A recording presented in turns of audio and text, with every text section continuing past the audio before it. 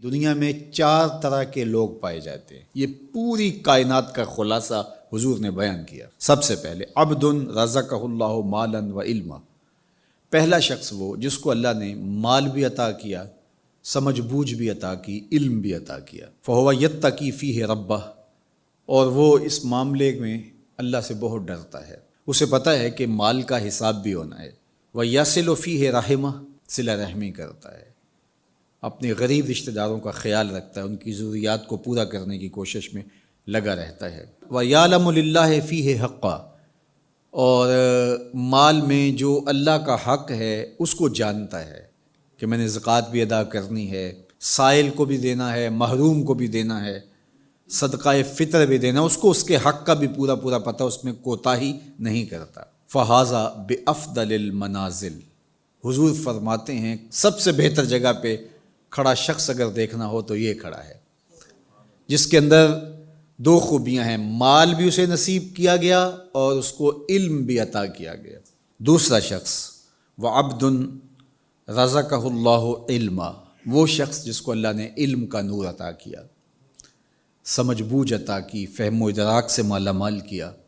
وَلَمْ يَرْزُقْهُ مَالًا، لیکن مالی حالت اس کی مستحکم نہیں ہے، بہتر نہیں ہے۔ فَهُوَ صَادِقُ النِّيَّةِ، لیکن وہ نیت کا بڑا سچا شخص ہے۔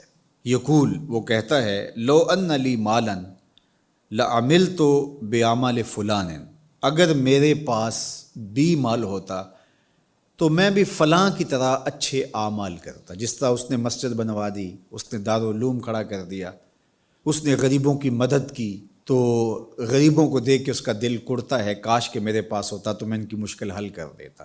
برہنہ پا لوگوں کو، برہنہ بدن لوگوں کو دیکھ کر کے وہ بے چین ہو جاتا ہے، بھوکوں کو دیکھ کر کے اس کے دل میں آگ لگ جاتی ہے، کاش میرے پاس کچھ ہوتا تو میں ان کو بھوکا نہ سونے دیتا۔ وہ سچی نیت کے ساتھ، اگر اس کے پاس ہو تو وہ ایسا کرے، سچی نیت کے ساتھ وہ یہ ارادے رکھتا ہے اور یہ آرزو کرتا ہے، کاش کہ میرے پاس ہوتا تو میں بھی یہ کرتا۔ اللہ کے محبوب علیہ السلام نے ارشاد فرمایا وہ اس مالدار عالم کے درجے پر ہے، فَأَجْرُهُمَا سَوَاءٌ، ان دونوں کا اجر برابر ہے۔ نامہ اعمال کھولیں گے تو دونوں کا اجر ایک جیسا لکھا ہوگا۔ اب تیسرا شخص دیکھیے، وَعَبْدٌ رَزَقَهُ اللَّهُ مَالًا، ایک وہ شخص ہے کہ جس کو اللہ نے مال عطا کیا، وَلَمْ يَرْزُقْهُ عِلْمًا، لیکن اس کو اللہ نے علم کی دولت سے مالا مال نہیں، فَهُوَ يَخْبِطُ فِي مَالِهِ بِغَيْرِ علم، تو اس جہالت کی وجہ سے وہ بہت خرابیاں کر جاتا ہے۔ لا یتقی فیہ ربہ، اور رب سے بھی نہیں ڈرتا۔ مال کی کثرت نے اس کی آنکھوں پہ پٹی باندھ دی ہے، عقل کل سمجھنے لگ گیا ہے اپنے آپ کو، تکبر، رعونت، غرور اس کی طبع میں داخل ہو گیا ہے، غریبوں کو حقیر سمجھنے لگ گیا ہے۔ ولا یصل فیہ رحمہ، اور صلہ رحمی بھی نہیں کی اس نے۔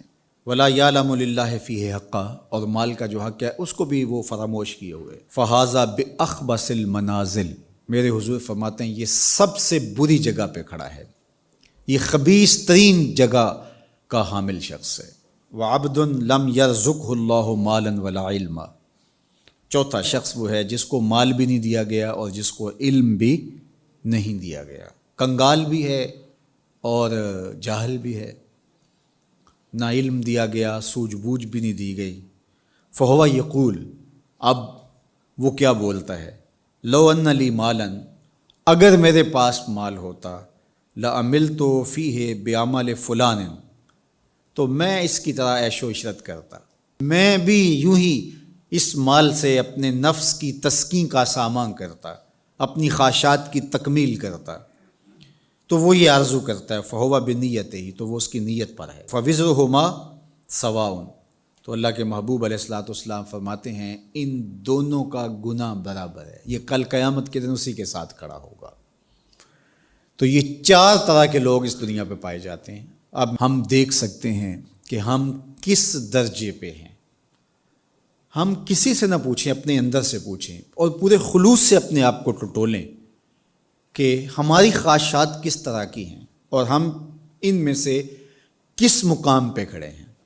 اگر ہم پہلی جگہ پہ کھڑے ہیں تو مبارک ہے، دوسری جگہ پہ کھڑے ہیں تو پھر بھی مبارک ہے، لیکن اگر دوسری 2 جگہیں ہیں تو پھر فوراً ہٹ جائیے ان جگہوں سے اور اللہ کے حضور دعا مانگیے کہ اللہ ہمیں رزق حلال، رزق وسیع، رزق سہل، رزق مبارک، رزق فراواں عطا کر دے، اور اس رزق کے حق کو پہچاننے کی اور اس رزق کو تیری راہ میں خرچ کرنے کی توفیقات نصیب کر دے۔